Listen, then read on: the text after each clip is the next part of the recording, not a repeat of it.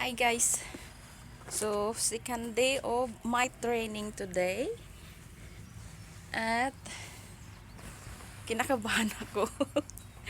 Kasi kahapon, yung pinanood ko doon is video lang kung paano gagawin. Mga ganito, ganyan. Tapos ngayon, ano na ako, isasabak na ako. So kahapon, hindi boring yung pinanood ko, pero nakakairita kasi yung tingin mo napaka ano lang, napaka simple, pero hindi pala, ang hirap pala gawin sa totoo lang.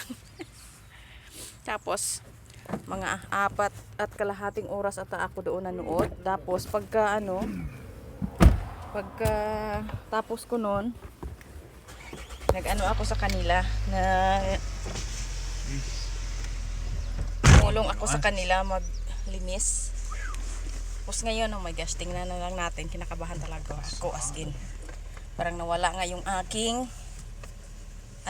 nawala yung aking gana kumain sa aking dinadamdam. Nakaba.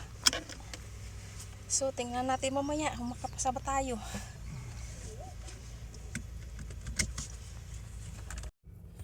So, tapos na yung shift namin guys. Nag-overtime kami ng 1 oras at kalahati kasi may ano daw sila. May general inspection daw sila this week. So, 4 kami naiwan. Yung 2 manager tapos yung ito.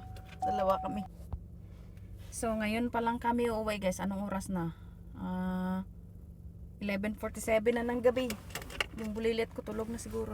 Tulog or gising pa. Ang sakit ng paa ko kakatayo.